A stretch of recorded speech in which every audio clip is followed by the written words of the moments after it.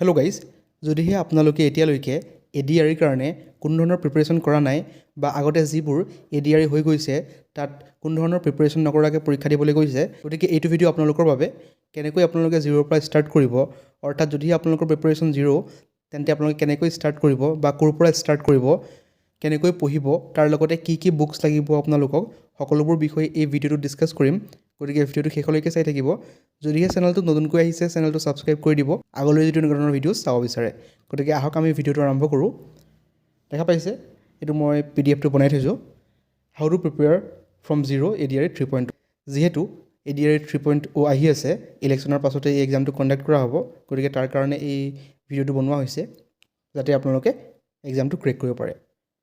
দেখা পাইছে প্ৰথমতে দিয়া আছে যে এনালাইজ PYQ। গতিকে আপোনালোকৰ ফাৰ্ষ্ট ষ্টেপটো হৈছে যে যিহেতু ADR 1 আৰু ADR 2.0 হৈ গৈছে, গতিকে আপোনালোকৰ হাতত দুখন পেপাৰ আছে যে কেনেকুৱা ধৰণৰ কুৱেশ্যন আহে সেইবোৰ চাবৰ কাৰণে। গতিকে আপোনালোকৰ ফাৰ্ষ্ট কামটো হৈছে যে আগৰ যোনবোৰ PYQ আছে সেইবোৰ এনালাইজ কৰা আৰু সেইবোৰ চোৱা যে তাত কেনেকুৱা ধৰণৰ পেটাৰ্ণ আহিছে, অৰ্থাৎ কুৱেশ্যনৰ পেটাৰ্ণবোৰ কেনেকুৱা ধৰণৰ হয়। দেখা পাইছে যিহেতু আমাৰ হাতত দুখন পেপাৰ আছে, গতিকে সেয়া চালে আপোনালোকৰ আইডিয়াটো আহি যাব যে কেনেকুৱা ধৰণৰ কুৱেশ্যনছ এই এক্সামবোৰত সোধা হয়। Not only ADR PYQ but also' আদাৰ আছাম গভৰ্ণমেণ্ট এক্সামছ PYQs।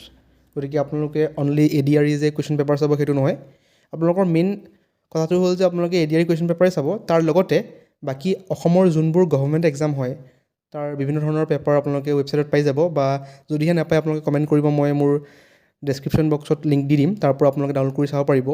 দেখা পাইছে মই কেইটামান এক্সাম মেনশ্যন কৰিছোঁ যে DHS, DME, APSC various exams, APSCয়ে বিভিন্ন ধৰণৰ এক্সাম কণ্ডাক্ট কৰে, তাৰ যিবোৰ পেপাৰ হয় সেইবোৰ আপোনালোকে এনালাইজ কৰিব পাৰিব। তাৰ লগতে গুৱাহাটী হাইকোৰ্টৰ যিবোৰ এক্সাম হয় তাৰ পৰাও আপোনালোকে আইডিয়া ল'ব পাৰিব অসমৰ গভৰ্ণমেণ্ট এক্সামবোৰ কেনেকুৱা ধৰণৰ হয় বা কেনেকুৱা ধৰণৰ কুৱেশ্যনছ গভৰ্ণমেণ্ট এক্সামবোৰত সোধা হয়। গতিকে আপোনালোকৰ মেইন কাম দুটা গম পালে যে প্ৰথমতে আপোনালোকৰ ADR যোনবোৰ কুৱেশ্যন পেটাৰ্ণ হয় সেইবোৰ এনালাইজ কৰা, তাৰ লগতে আপোনালোকৰ আদাৰ যোনবোৰ গভৰ্ণমেণ্ট এক্সাম আছে সেইবোৰৰ যোনবোৰ পেপাৰ হয় প্ৰিভিয়াছ ইয়েৰৰ সেইবোৰ আপোনালোকে এনালাইজ কৰিব পাৰে। গতিকে তাৰ পৰাই আপোনালোকৰ যথেষ্ট কমন পৰি যায়। গতিকে আপোনালোকৰ মেইন কাম সেই দুটাই হ'ল। তাৰপাছত আপোনালোকৰ দেখা পাইছে যে কনচেপ্ট ৱাইজ ষ্টাডি কৰিব লাগিব, নট অনলি MCQ। যদিহে আপোনালোকে ভাবিছে যে MCQ পঢ়ি পেলাই মোৰ হৈ যাব, এক্সামটো ক্ৰেক কৰিম, তেনেহ'লে নহয়। ক'ত কিয় কেনেকৈ কিয় হৈছিল সকলোবোৰ আপোনালোকে খৰচি মাৰি জানিব লাগিব, তেতিয়াহে আপোনালোকৰ এই এক্সামৰ কাৰণে সুবিধাজনক হ'ব। যদি আপোনালোকে ভাবে যে MCQ PDF এটা পঢ়ি পেলাই মই ADR এক্সাম কোৱালিফাই কৰিম, তেনেকুৱা ধৰণৰ নহয়।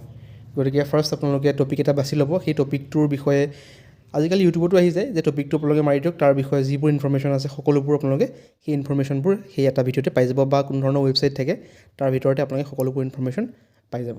গতিকে আপোনালোকে এই খৰচি মাৰি পঢ়াটো ষ্টাৰ্ট দিয়ক, তেতিয়াহে আপোনালোকৰ যোনটো ADR এক্সাম হয় সেইটো কোৱালিফাই কৰিব পাৰিব। যিহেতু বৰ্তমান বস্তুবোৰ টাফ হৈ গৈ আছে, গতিকে এইবাৰ যোনটো ADR 3.0 হ'ব সেইটো আৰু বেছি টাফ হ'বলৈ গৈ আছে, আৰু শুনিছোঁ যে তাত পেটাৰ্ণো চেঞ্জ হ'ব। গতিকে মই আৰু এটা ভিডিঅ' বনাম যে কেনেকুৱা ধৰণৰ পেটাৰ্ণ হ'ব। আমাৰ CM ছাৰে আগতে কৈছিলে যে পেটাৰ্ণটো অলপ চেঞ্জ কৰা হ'ব বুলি, সেই বিষয়ে অলপ মই ভিডিঅ'ত জনাই দিম। এতিয়া আমি চাওঁ হওক যে আপোনালোকে বুকছবোৰ কোনবোৰ ল'ব, আপোনালোক কিতাপ কেনেকুৱা ধৰণৰ লাগিব আপোনালোকক।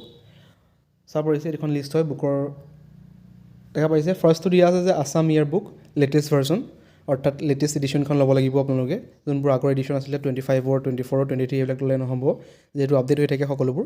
গতিকে আপোনালোকৰ যোনখন লেটেষ্ট এডিশ্যন হ'ব অৰ্থাৎ 2026ৰ সেইখন আপোনালোকে ল'ব পাৰিব। ছেকেণ্ডটো হৈছে যে আৰিহান্ত GK, যোনখন আপোনালোকৰ ৰাইটাৰ মনোহৰ পাণ্ডে, আৰু নহ'লে আপোনালোকৰ লুচেণ্টৰ GKখন ল'ব পাৰে। যদি আপোনালোকে বিগিনাৰ হয় বা লুচেণ্টৰখন অলপ ৱৰ্ডবোৰ অলপ টান হয়, তেনেহ'লে আপোনালোকে আৰিহান্তখন ল'ব পাৰে, তাৰপিছত আপোনালোকে লুচেণ্টখনো পাছলৈ ল'ব পাৰে। থাৰ্ড নম্বৰ পইণ্টটো হৈছে যে news paper for current affairs. আপোনালোকে ডেইলি নিউজ পেপাৰ পঢ়া অভ্যাসটো কৰিব পাৰে, অসমীয়া নিউজ পেপাৰেই হওক বা ইংলিছ নিউজ পেপাৰেই হওক, যোনটো আপোনালোকৰ কমফৰ্টেবল হয় সেইটো পঢ়িব পাৰে। সেইটো পঢ়িলে আপোনালোকৰ যোনটো কাৰেণ্ট এফেয়াৰ্ছ হয় সেইটো ছেকশ্যনটো আপোনালোকৰ আপডেটেড হৈ থাকিব আৰু আপোনালোকে গম পাই থাকিব ক'ত কি হৈ আছে। তাৰপিছত ষ্টেটিক জিকেৰ কাৰণে বিভিন্ন ধৰণৰ কিতাপ পায়, সেইবোৰৰ মই এই গোটেইখিনি কিতাপৰ লিংক মোৰ ডেছক্ৰিপশ্যন বক্সত থাকিব, আপোনালোকে তাৰ পৰা ক্লিক কৰিলে আপোনালোকে অৰ্ডাৰ কৰিব পাৰিব। যিহেতু আপোনালোকৰ অনলাইনত অলপ দাম কমতে পাই যায় অফলাইনত কিনাতকৈ, গতিকে ডেছক্ৰিপশ্যন বক্স চেক কৰিব, তাতে সকলোবোৰ বুকছৰ লিংক পাই যাব। তাৰপিছত 5 নম্বৰ পইণ্টটো হৈছে আছাম হিষ্ট্ৰী। আছাম হিষ্ট্ৰীৰ বিভিন্ন ধৰণৰ বুক পায়, তাৰ পৰা এখন মই ডেছক্ৰিপশ্যন বক্সত দি দিম যোনখন ভাল হয়, তাৰ পৰা আপোনালোকে অৰ্ডাৰ কৰি ল'ব পাৰিব।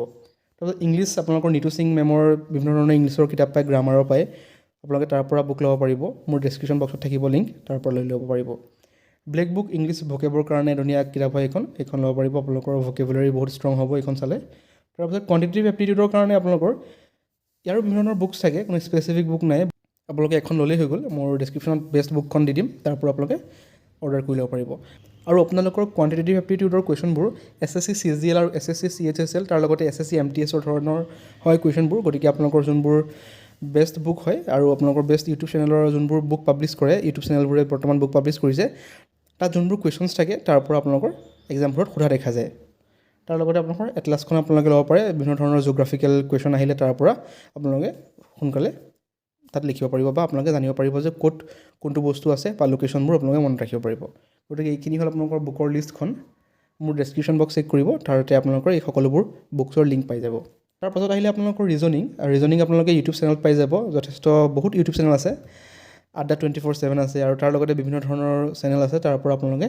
ৰিজনিংটো পঢ়ি ল'ব পাৰিব আৰু ৰিজনিঙৰ আপোনালোকৰ টপিকবোৰ মাৰি দিলেই বিভিন্ন ধৰণৰ ভিডিঅ' আহি যাব মোৰ ডেছক্ৰিপশ্যনতো আপোনালোকৰ এটা প্লে'লিষ্ট দি দিম ৰিজনিঙৰ কাৰণে তাৰ পৰা আপোনালোকে ৰিজনিংবোৰ চাই ল'ব পাৰিব গতিকে আপোনালোকৰ মষ্ট ইম্পৰ্টেণ্টটো হৈছে যে ষ্টাডি ডেইলি নেভাৰ স্কিপ গতিকে যদিহে আপোনালোকে সদায় ষ্টাডি কৰে অৰ্থাৎ সদায় পঢ়ে তেতিয়াহে আপোনালোকে এই এক্সামটোত কোৱালিফাই কৰিব পাৰিব আৰু এনেকুৱা নহয় যে সদায় আপোনালোকে 7-8 ঘণ্টা পঢ়িব বা 4-5 ঘণ্টা পঢ়িব কেতিয়াবা আপোনালোকৰ গা বেয়া থাকিব পাৰে বা কিবা থাকিব পাৰে তেতিয়া আপোনালোকে 1 ঘণ্টা বা 2 ঘণ্টা হ'লেও আপোনালোকে পঢ়িব গতিকে স্কিপ নকৰিব কেতিয়াও তেতিয়াহে আপোনালোকে এই এক্সামটোত কোৱালিফাই কৰিব পাৰিব গতিকে এইটো আছিল ভিডিঅ' যদিহে ভিডিঅ'টো ভাল পালে চেনেলটো ছাবস্ক্ৰাইব কৰি দিব আগলৈ যদি এনেকুৱা ধৰণৰ এডিআৰ ৰিলেটেড ভিডিঅ' চাব বিচাৰে গতিকে থেংক ইউ